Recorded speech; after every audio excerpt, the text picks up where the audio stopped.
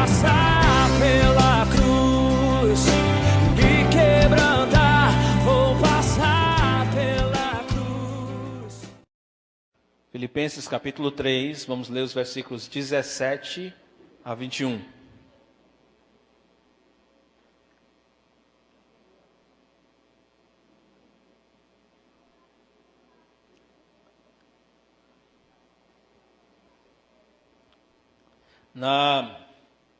Nos últimos domingos nós temos compartilhado com os irmãos a respeito do texto do capítulo 3 de Filipenses, e a mensagem central do capítulo 3 é uma convocação a se tomar uma decisão de abandonar uma religiosidade humana e trocá-la por um relacionamento de amor e fé em Cristo Jesus. Essa era a mensagem pregada ou escrita por Paulo, do versículo 2 até o versículo 10, parece que não era compreendida com muita clareza por todo mundo. Nem todos viam como Paulo via.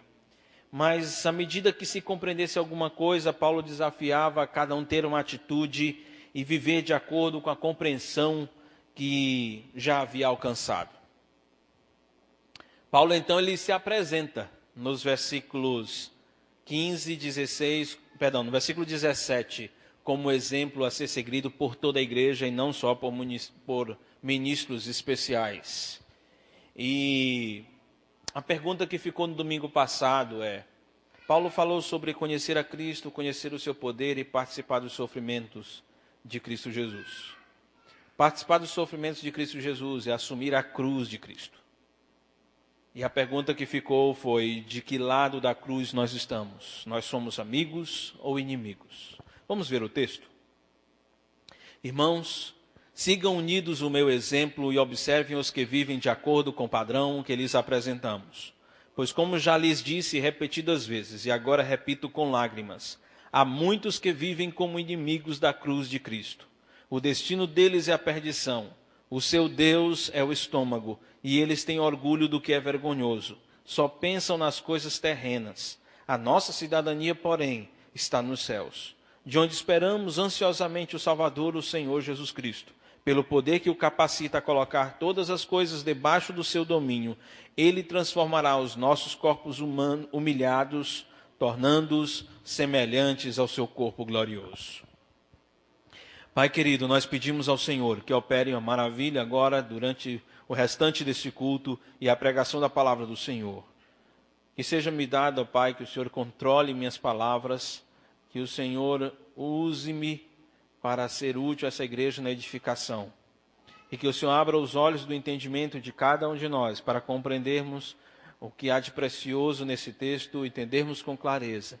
Inclina o nosso coração para obedecer a essas coisas e dar-nos um coração que seja inteiramente fiel ao Senhor. É a nossa oração em nome de Jesus. Amém. O apóstolo Paulo, no versículo 17 de Filipenses 3, ele está nos chamando a atenção de que nós não deveríamos viver de acordo com o exemplo dos cães, do versículo 2. E aqui no versículo 2 ele não está falando dos animais. Ele está falando de professores falsos, de falsos mestres, que estavam ensinando a igreja de Cristo Jesus a viver no padrão judeu. E o padrão judeu é: a minha aceitação diante de Deus depende da minha participação na liturgia, nos cultos da igreja. Melhor, nos cultos da lei de Moisés. O padrão judaico era de que eu seria reconhecido como uma mulher e um homem de Deus se eu estivesse cumprindo os rituais de uma religião que fosse deísta. Acontece que o apóstolo Paulo disse que esses são cães, é assim que ele chama essas pessoas no versículo 2 do capítulo 3, falsos mestres, e que se deveria tomar cuidado para não praticar o mal que eles estavam induzindo a se praticar. Ao invés de seguir o exemplo desses cães, no versículo 17, Paulo diz: sigam o meu exemplo. Porque eu já vivi aquilo ali, e hoje eu considero aquilo ali perda, eu considero aquilo ali como esterco para poder ganhar a Cristo. Não tem nada em mim que preste. Ao contrário do que eu pensava quando vivia a religião anterior. O que eu quero é ganhar a Cristo. E Cristo em mim é a coisa mais valiosa. E eu quero conhecê-lo. É isso que ele diz no versículo 10. Conhecer o poder da sua ressurreição e participar dos seus sofrimentos. É isso que eu quero viver agora. E aí quando ele chega no versículo 18, Paulo diz assim: pois como já lhe disse repetidas vezes, e agora repito com lágrimas, há muitos que vivem como inimigos da cruz de Cristo. Esse pois aí que está no início do versículo 18. Esse pois, ele está dizendo assim, o que eu estou dizendo agora é a conclusão do que eu disse até aqui. Porque quando alguém vive a religião antiga, o padrão antigo, apenas uma religiosidade vazia, ele vive assim, porque ele é inimigo da cruz de Cristo Jesus. A cruz é uma figura que não é muito do século 21. O século 21, ele não se encaixa muito com a teologia da cruz, com os ensinos da palavra de Deus sobre a cruz. Porque na cruz, Jesus Cristo, ele não é admirado. Na cruz ele é esvaziado. Na cruz, Jesus não levanta suas prerrogativas. Na cruz ele pensa pelos outros. Na cruz, Jesus não tem conforto. Na cruz, Jesus tem dor. Na cruz, Jesus ele não está pagando um preço por causa de alguma coisa que ele fez. Ele está pagando um preço por causa de uma coisa que outros fizeram. E estas coisas da cruz, queremos que só Jesus tenha. Nós não. Essa coisa de você largar a mão dos seus desejos pessoais, que coisa mais terrível. Como é complicado. Parece que é como se fosse uma gosma presa na gente. Porque o que a gente quer mesmo é satisfazer os nossos desejos. E quantas vezes nos domingos nós dizemos: agora farei diferente. Hoje será diferente. E essa decisão dura poucas horas. Não resiste muito tempo. Porque aquela gosma do interesse pessoal que está grudada no nosso coração e que penetra em nosso coração, fica dizendo: você talvez precise pensar um pouco mais em uma coisa para você comprar para sua casa, para ter mais conforto. Talvez a melhor coisa você pensar agora é em relação ao sustento da sua família. Talvez a melhor coisa agora é aquele programa de televisão.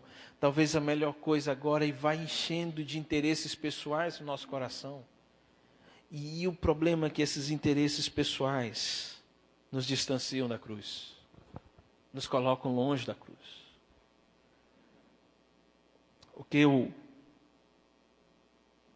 O que eu vejo aqui Paulo falando, e agora Paulo fala chorando,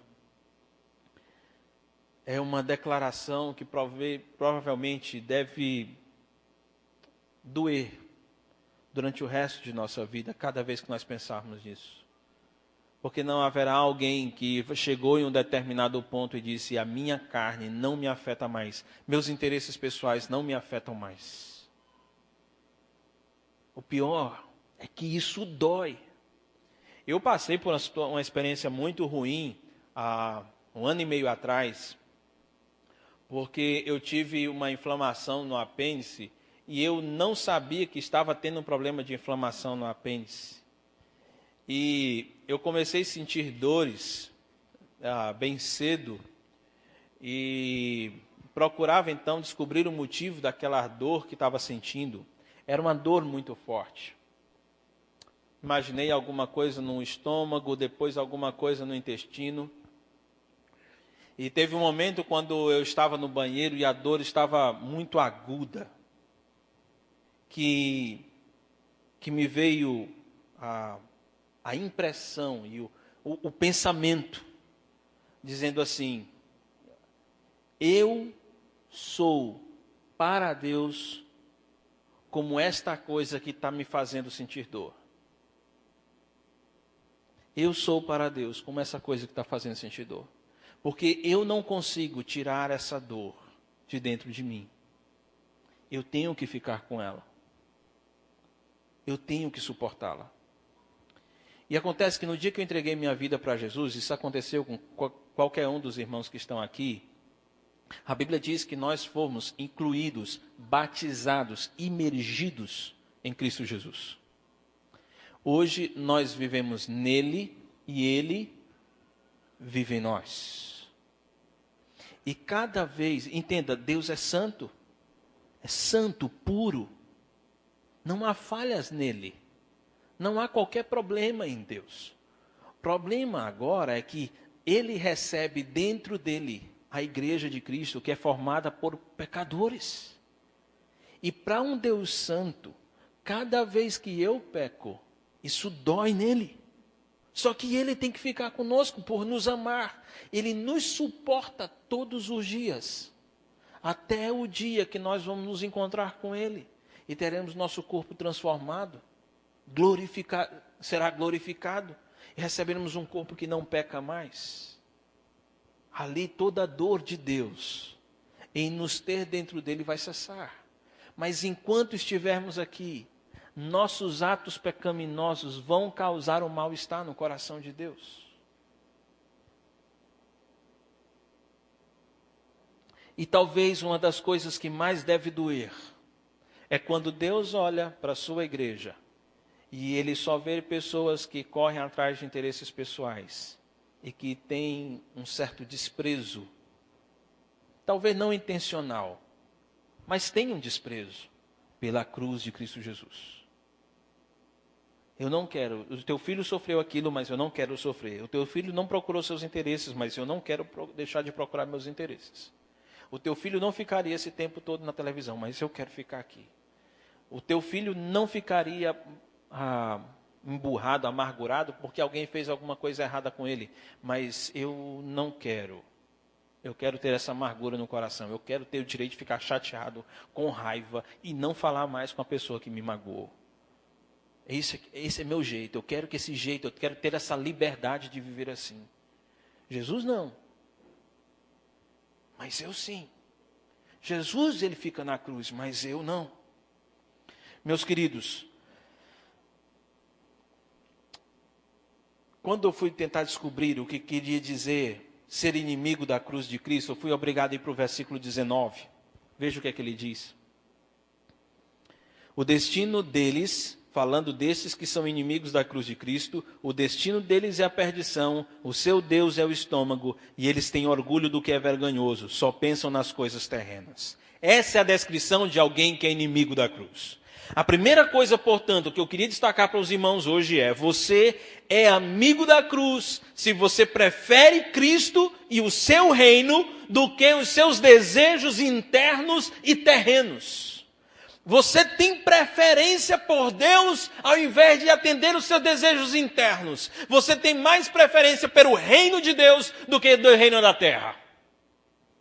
Se você vive assim, você é amigo da cruz. Se você tem no teu dia a dia preferido gozar do prazer que Deus quer dar a você, do que gozar dos prazeres que o teu coração quer dar a você, se você é alguém que tem preferido viver em função do reino de Deus, do que em conquistar coisas aqui nesse reino terreno, se você é assim, você é um amigo de Deus, segundo a palavra do Senhor. Por que, meus queridos, que eu penso desse jeito? Porque quando o apóstolo Paulo fala no versículo 19 sobre aqueles que são inimigos da cruz de Cristo, ele diz assim: o seu Deus é o estômago. Tá, tudo bem, eu já ouvi falar de um monte de ídolo, mas agora foi novidade. Baal,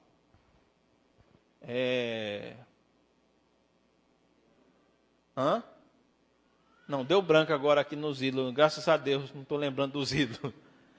Diana, obrigado. Diana, Afrodite. É a mesma, né? a Diana, a Afrodite, e um monte de ídolo, já ouvi até falar da idolatria católica, que coloca alguns homens na posição de intercessores. Eu já ouvi falar dessa, mas o estômago? Mas como assim?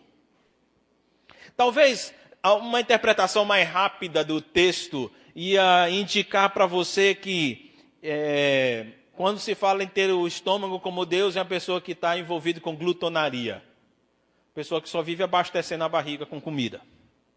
Por isso o Deus dele é o estômago. Mas na verdade, quando você estuda o sentido disso, em todo o texto da Bíblia, em todos os textos da palavra do Senhor, você vai ver que o centro da vontade, o centro dos pensamentos, o centro das emoções na palavra de Deus, às vezes ela é apresentada como sendo o coração, às vezes apresentado como estômago ou ventre, e às vezes apresentado como entranhas.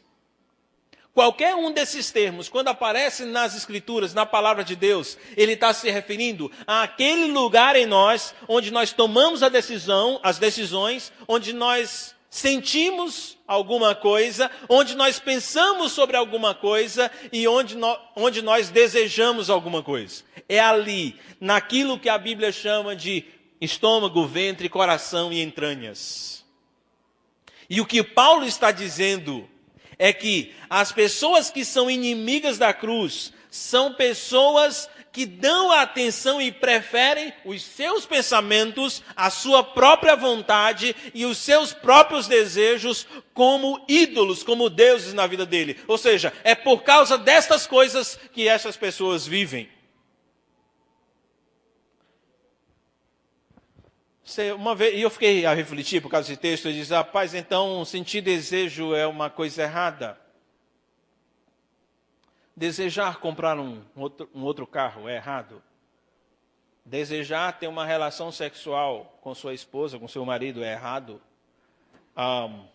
Desejar comer aquela galinha caipira feita por minha sogra é errado. Não, parece que essas coisas não são erradas. Isso porque as Escrituras dizem assim: alegra-te com a mulher da tua mocidade ou da tua juventude. Alegrar-se é ter prazer, é uma sensação emocional positiva e que traz deleite ao coração. Alegra-te com a mulher. É um mandamento do Senhor. Alegra-te com a mulher da tua mocidade. Ao mesmo tempo, eu tenho um mandamento que diz: alegre-se no Senhor. Então, como é que eu posso juntar esses dois mandamentos? Deixa eu dizer para os irmãos. Quando a minha sogra fizer aquela galinha caipira,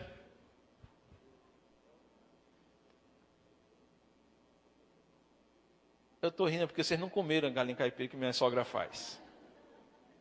É porque esse exemplo ficaria mais claro se você tivesse comido. Muito bem, tem uns irmãos que são espertos, né? Estão querendo aplicar logo a mensagem, né? Então, quando você come a galinha caipira da minha sogra, rapaz, nosso português não ajuda, né?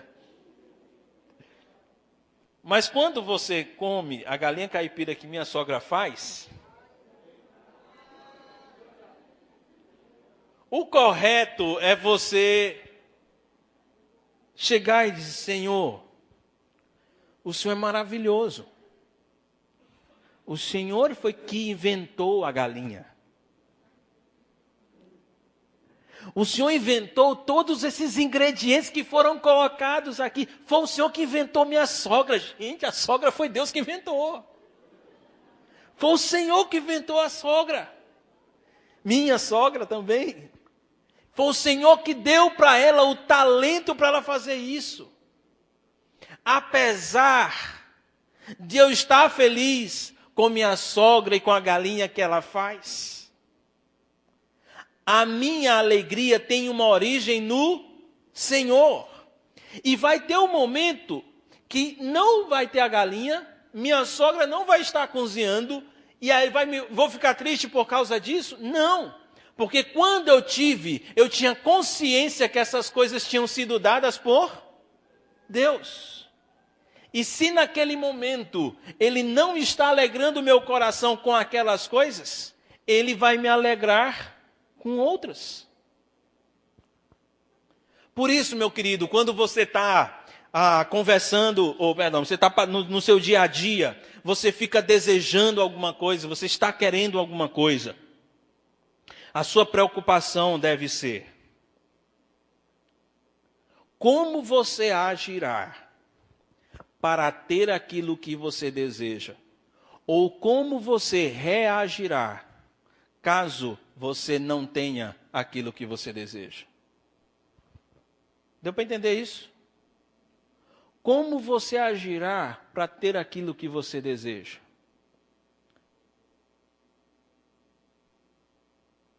Um exemplo clássico é o exemplo do relacionamento sexual. É interessante dizer para os adolescentes e para os jovens que não são casados, que quando você tiver desejo de fazer essa aliança, isso não é pecado. Deus botou esse negócio dentro de você. Você não vai fazer essa aliança. Mas ter o desejo de fazer, você vai ter. Deus botou ali, para funcionar, tem que ter aquele negócio ali, tem aquela vontadezinha lá dentro. E aquele desejo que Deus colocou no seu coração foi colocado ao lado de um mandamento.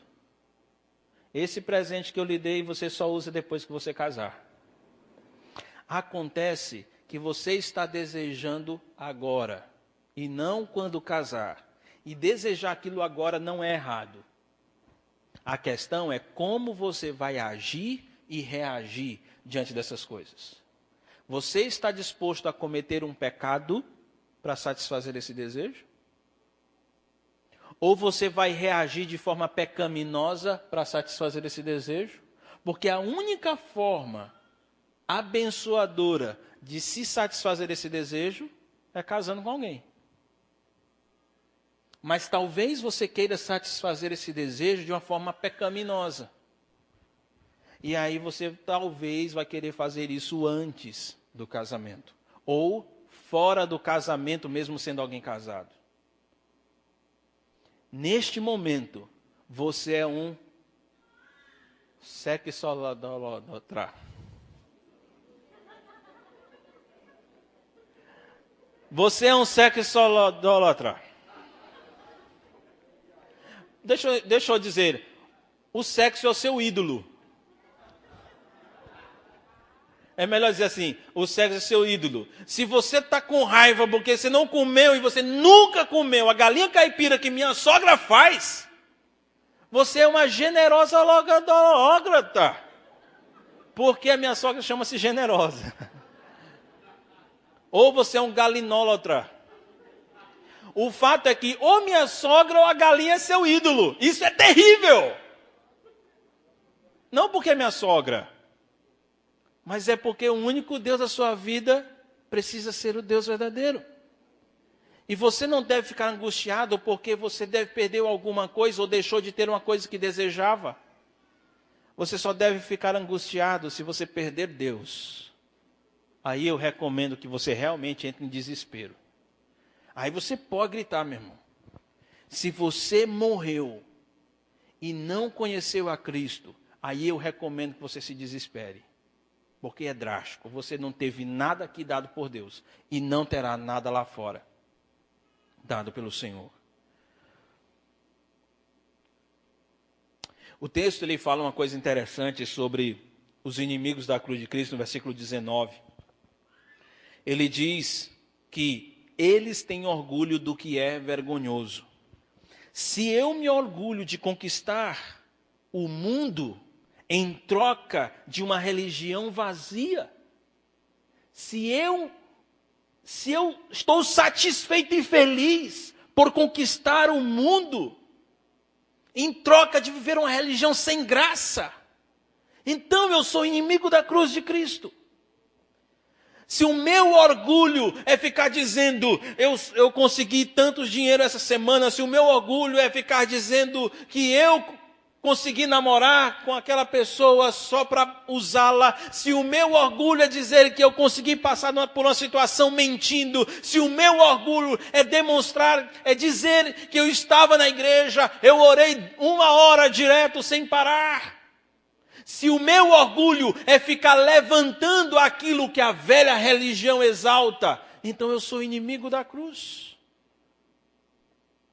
Minha religião vazia é vergonhosa, os meus pecados são vergonhosos e eu não deveria ficar feliz pelo fato de conquistar essas coisas, abandonando a religião verdadeira, o relacionamento de Deus com amor e fé. Uma vez, um irmão veio compartilhar comigo que um membro da célula dele tinha conseguido aprovação. Eu não lembro se era mestrado, se era doutorado, alguma coisa assim. E eu sabia como estava a vida espiritual deste irmão. E eu não me alegrei. E eu disse para o líder, olha, eu não posso me alegrar com isso. Provavelmente ele ficou muito feliz, porque conquistou essas coisas. Mas meu Jesus morreu na cruz. E a cruz não é vantagem nenhuma para ele. Ele não tem nenhum orgulho da cruz. Ele tem orgulho destas coisas que substituíram a cruz. Ele, por causa disso aqui, ele deixou de ir para encontros de célula. Por causa disso aqui, ele deixou de fazer as devocionais. Por causa desse negócio aqui, ele deixou de se relacionar com seus irmãos para edificação. Por causa de uma porcaria, de uma coisa que o Satanás estava dando através desse mundo para ele, ele abandonou a cruz. É para eu ficar feliz por causa disso, meu irmão? Um irmão que está dedicado no discipulado, um irmão que evangeliza, um irmão que faz a sua devocional, que ama ao Senhor, que dedica-se ao Senhor, e ele chega para mim dizendo, Dário, Deus me concedeu a capacidade de passar no doutorado, eu vou festejar isso, vou parabenizar esse irmão, eu estou feliz com essa conquista dele. Porque eu sei que esta coisa que ele conquistou não foi mais importante do que a cruz de Cristo Jesus. Não foi mais importante. E se não foi, eu não tenho nenhuma dúvida que ali, no serviço dele, como doutor, como mestre, seja como for, o nome do Senhor será glorificado. Porque enquanto tantas pessoas abandonaram a cruz de Cristo para ser doutor, ele disse, eu serei doutor, mas não vou deixar a cruz. E ali eu vou honrar. Vou me alegrar com ele. O mundo, meus queridos, está sob o controle de interesses satânicos. A forma como o mundo funciona é ditada por Satanás. Não amem o mundo, nem aquilo que nele há. Se alguém ama o mundo, o amor do Pai não está nele. Pois tudo o que há no mundo, o desejo da carne, o desejo dos olhos, a ostentação dos bens, não provém do Pai, mas do mundo. O mundo e sua cobiça passam, mas aquele que faz a vontade de Deus permanece para sempre. Esse versículo, esse capítulo 2, no versículo 15 e 17, me diz claramente que as coisas que o mundo deseja e corre atrás não foram planejadas por Deus. Se não foi planejada por Deus, foi planejada por quem? Isso é o capítulo 2. Você vai para o capítulo 5 de 1 João, diz, sabemos que somos de Deus e que o mundo todo está sob o poder do maligno. O mundo todo estava sob o poder do maligno. Então, no mundo as coisas funcionam assim. Viver em função do prazer pessoal, ter religiões que valorizam as obras dos homens, as instituições que querem impedir e desvalorizar o culto ao verdadeiro Deus, tudo isso é um sistema controlado por Satanás. Deus não pediu para que a gente saísse do mundo, mas Cristo não pediu para que Deus nos tirasse do mundo, mas que nos livrasse do mal, porque esse é realmente o desafio para a igreja. Nós estamos inseridos no contexto do mundo, meus queridos. Mas será que estamos nos livrando do mal que há no mundo? Que foi engendrado, planejado, arquitetado por Satanás? Porque eu quero que os irmãos compreendam uma coisa: Satanás controla o mundo, mas Satanás não controla a igreja de Cristo Jesus. Satanás pode dizer para o mundo que você só vai conquistar, só vai passar no concurso, se você estudar muito, depreciando a cruz, abandonando os encontros de célula, abandonando sua devocional, seu tempo de estudo da palavra, seu tempo de oração, seu tempo de discipulado, seu tempo de evangelismo. Abandone essas coisas e corra atrás dos seus sonhos. É assim que Satanás vai pregar. Faça essas coisas. Corra atrás daquilo que eu tenho para dar para você. Eu tenho o mundo sob controle. E se você quiser essas coisas que eu tenho na mão, você vai ter que gastar tempo para conquistá-las. Gastar tempo para ser um grande profissional. Gastar um tempo para você passar no vestibular. Gastar um tempo para conquistar o mundo. Você vai ter que gastar tempo com aquelas coisas. Mas o Senhor diz: por que você está inquieto com o dia de amanhã? Eu estou dizendo para você: busca o meu reino em primeiro lugar e eu vou acrescentar todas essas coisas na sua vida. Não abra mão do reino dos céus por causa do reino da terra. A palavra do Senhor mostra que Satanás pode dominar o mundo, ter o mundo sob o seu cajado, mas Satanás não tem poder sobre a igreja do Senhor. Filhinhos, vocês são de Deus e vocês venceram o mundo, porque aquele que está em vocês é maior do que aquele que está no mundo. O que é nascido de Deus vence o mundo, e essa é a vitória que vence o mundo, a nossa fé. Essa é a vitória que vence o mundo, é a nossa fé. Se você não estudar 8 horas por dia, você não passa nesse concurso. Não é verdade. Se Deus quiser que eu passe nesse concurso, Ele vai fazer com que eu passe nesse concurso. Se Deus quiser que eu esteja lá, sendo testemunha dEle naquele órgão público, Deus vai me colocar lá dentro, no dia que Ele quiser. Eu vou me dedicar a estudar. Eu vou me dedicar a trabalhar, eu vou me dedicar a estas coisas, mas nenhuma dessas coisas, a dedicação da minha vida a estas coisas, não vai ser maior do que a minha dedicação ao reino do Senhor. Porque Ele estabeleceu antes da fundação do mundo o tempo e o lugar para a habitação de cada uma das pessoas. Como é que eu posso fazer isso? Quando estiver chegando o dia da prova e eu tenho que estudar, e eu não fiz a minha devocional, como é que eu vou abrir mão daquela 1 hora de devocional, se eu sei que tem coisas que eu não consegui estudar ainda? Como é que eu vou conseguir fazer isso? Esta é a vitória que vence o mundo, a nossa fé. Eu simplesmente creio no Senhor, e eu não vou deixar de fazer minha devocional por causa dessas coisas. Eu simplesmente creio. Mas isso é absurdo? Claro. Claro que é um absurdo. O conhecimento de Deus é loucura para o mundo. Mas nós não vivemos conforme vive o mundo. O mundo tem o Senhor deles, eu tenho o meu, que é diferente do deles. Eu tenho o meu estilo de vida. Também, meus queridos, não só nós temos domínio, ou melhor dizendo, não somos escravos, não somos dominados por Satanás, mas também não somos dominados pelos nossos interesses pessoais, pelos desejos da nossa carne. A palavra do Senhor diz: portanto, não permitam que o pecado continue dominando os seus corpos mortais. Se há um mandamento dizendo em Romanos 6,12, que não é para eu permitir que o pecado domine o meu corpo mortal, então é porque eu posso dominar o pecado.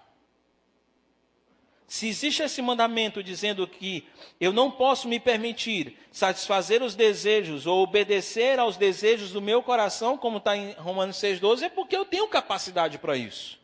Portanto, você não pode dizer: eu não consigo. Não, não é que você não consegue, é porque você não quer. É porque você prefere aquilo que o coração deseja. Porque se você quiser não fazer aquilo, você não vai fazer. Dário, é um negócio complicado. Quando chega perto, no final do ano, que é hora de fazer as provas, os concursos, eu fico ansioso, eu não consigo evitar aquilo. Consegue. Não vos sobreveio tentação que não fosse humana. Mas Deus é fiel e não vai permitir que você seja tentado além daquilo que você possa suportar. Juntamente com a provação vos dará o livramento. Entenda, cada vez que você pecou ou desejou as coisas terrenas mais do que desejou Deus, é porque você quis. Portanto, diga não para a sua carne. Mas não só diga não para a sua carne, diga sim para o Senhor. Porque o versículo 13 de Romanos 6 diz, não ofereça os seus membros, os membros dos seus corpos ao pecado, como instrumento de justiça, mas ofereçam-se a Deus, que voltou da morte para a vida, ofereçam os membros do seu corpo a Ele como instrumentos de justiça. Aliás, meus queridos, a questão aqui é de que lado da cruz eu estou. Se eu sou um amigo da cruz ou se eu sou um inimigo da cruz. A quem você adora? A Deus ou a seu coração? Quando alguém adora ao Senhor e ele age como um mundano, ele tem vergonha, ele não tem orgulho.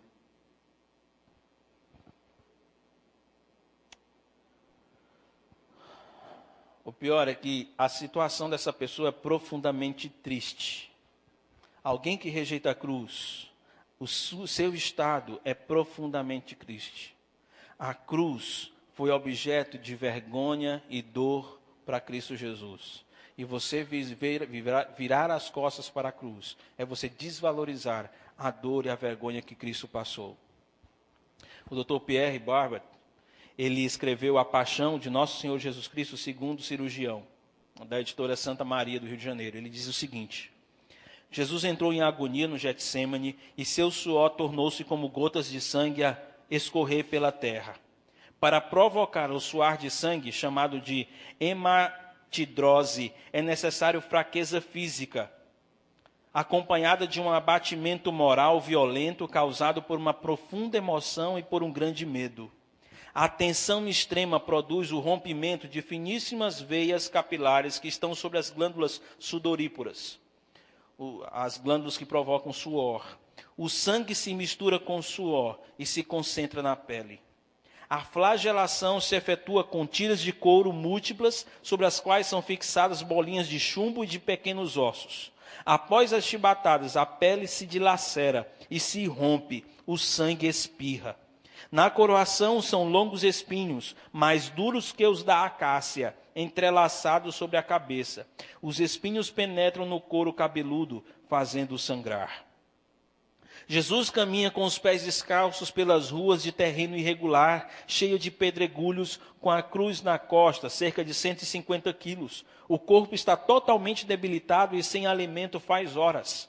Retiram a túnica que estava grudado às feridas, e isso é uma dor inimaginável. Jesus é deitado de costas, as suas chagas se incrustam de pó e de pedregulhos. Depositam-no o braço horizontal da cruz. Os pregos de cerca de 20 centímetros são colocados sobre o pulso de Jesus e com golpes certeiros de martelo os plantam ali e os rebatem sobre a madeira. Logo após pregam-lhes os pés. A lesão do tronco nervoso permanece em contato com o prego a cada vez que o corpo for suspenso na cruz.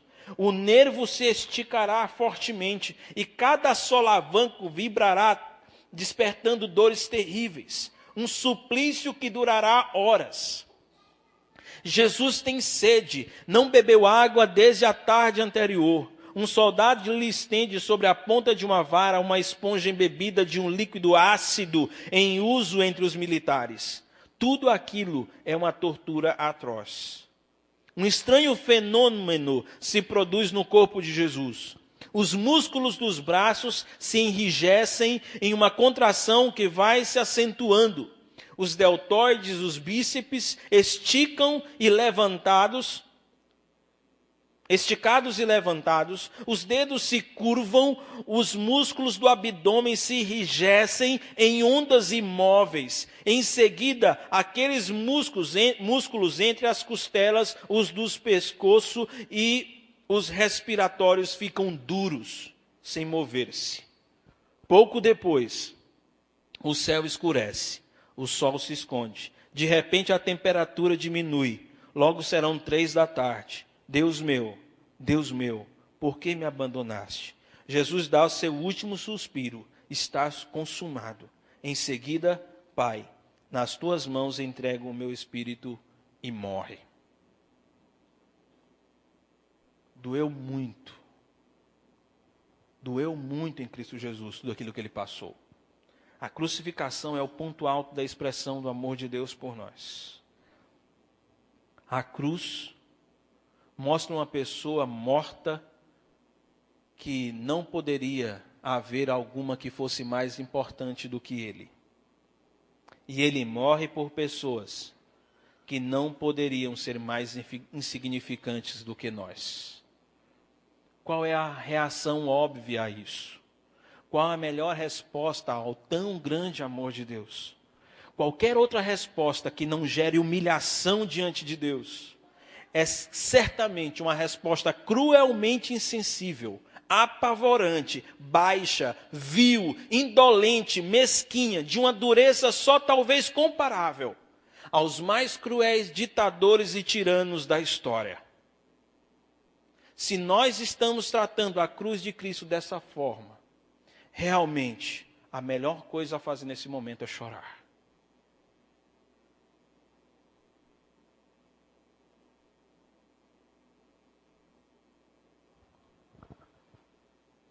A pessoa que é inimiga da cruz de Cristo, diz a palavra do Senhor, ela está perdida. Olha o versículo 19. O destino deles é a perdição.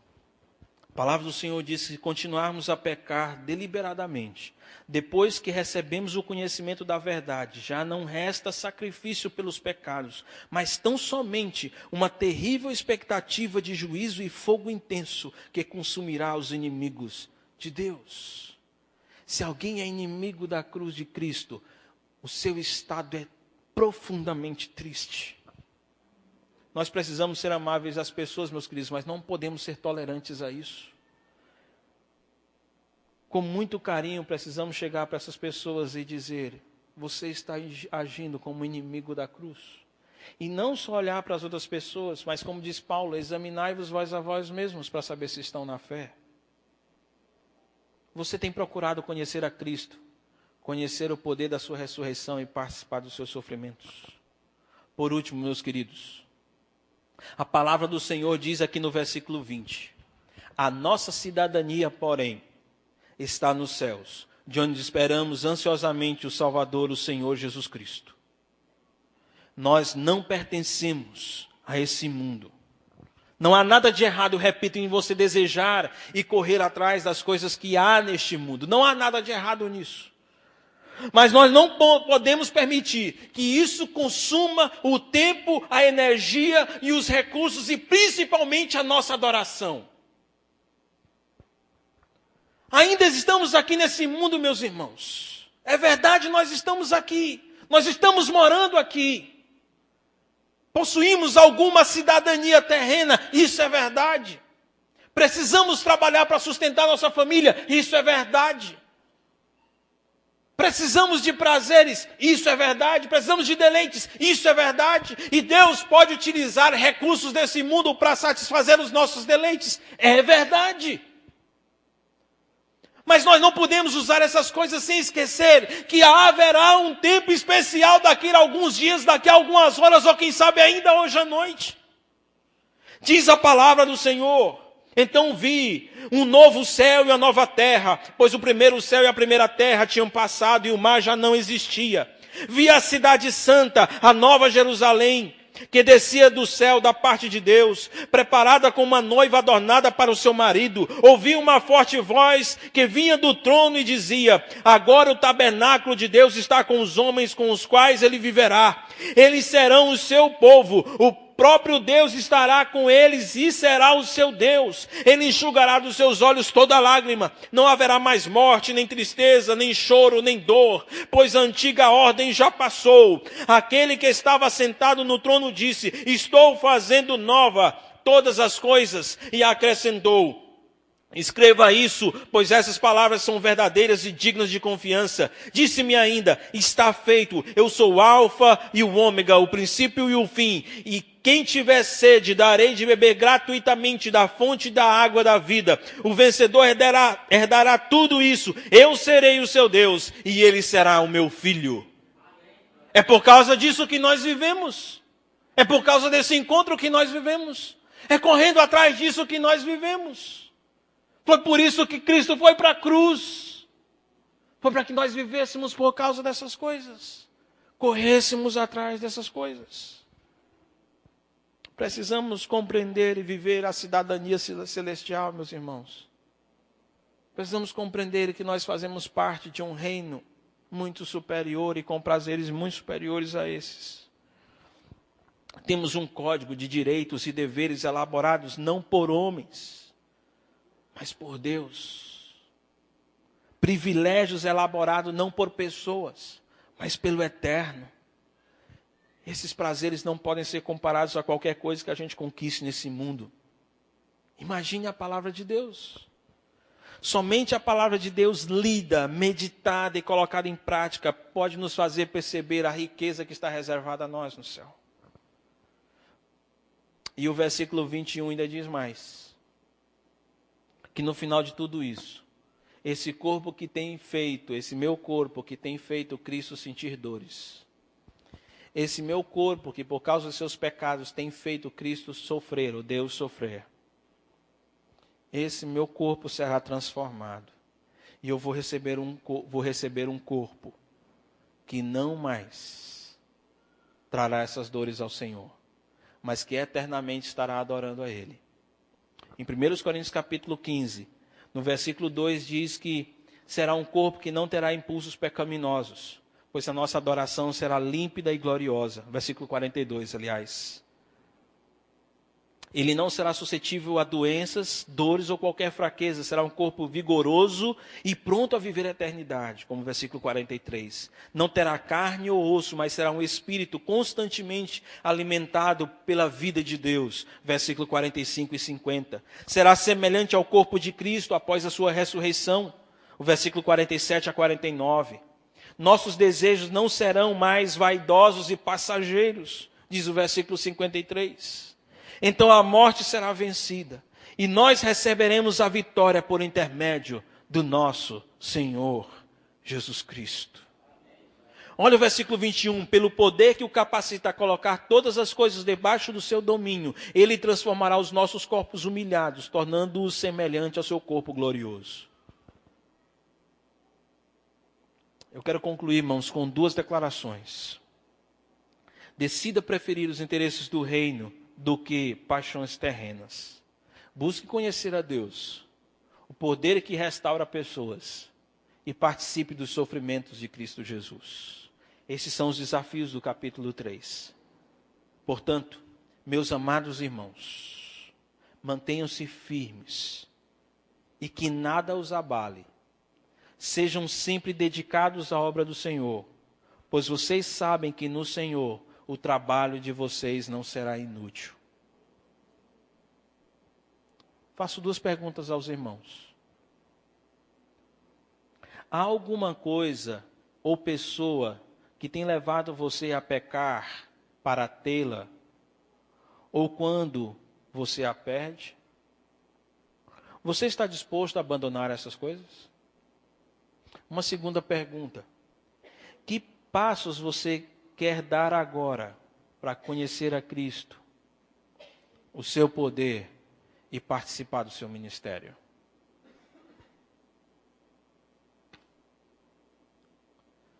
Eu diria aos irmãos aquilo que Paulo disse no capítulo 4, versículo 1 de Filipenses.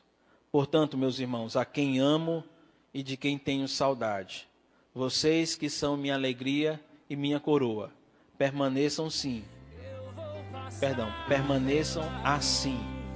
firmes no Senhor, ó amados. Pela cruz,